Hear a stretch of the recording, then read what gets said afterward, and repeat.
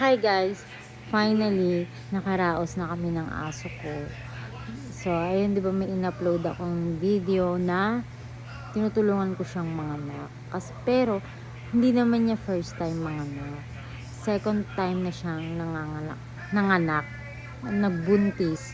Kaso nahirapan siya kasi sobrang healthy ng mga puppies niya. Nung unang anak niya kasi, namatayan siya ng isa. Medyo hindi healthy yung naging una.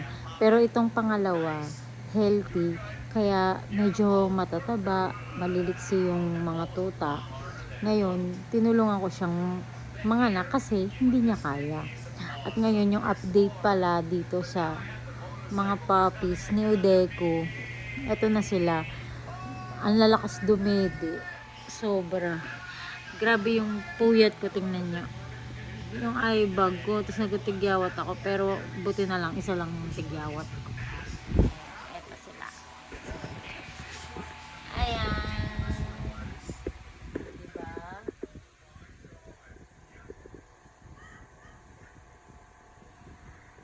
Ang healthy, diba?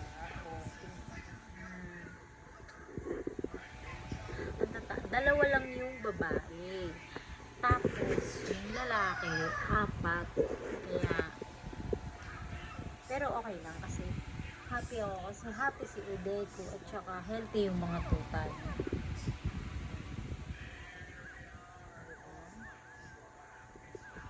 Naku, may naipit. Hindi niya makita yung baby. Hindi niya makita kung nasan yung baby. Tutulungan na naman natin siya. Ay! Ayan na, nakita na ng kapatid niya.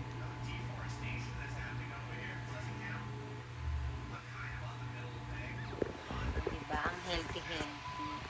So, ayan.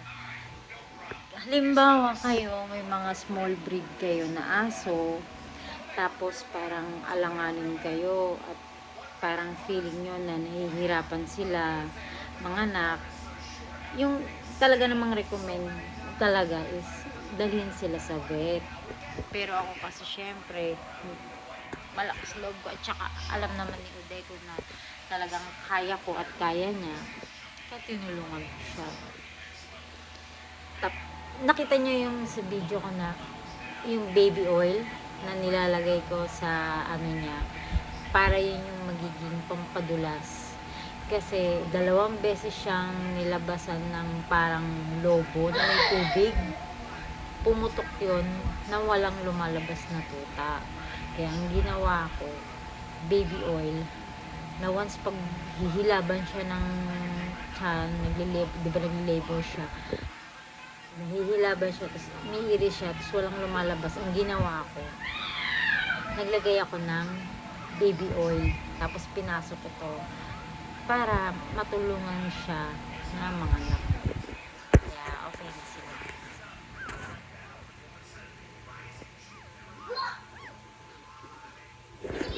So ayan guys, so, sige na, update lang yung tuod. Ang healthy ng mga puppies niya. Nakakagigil.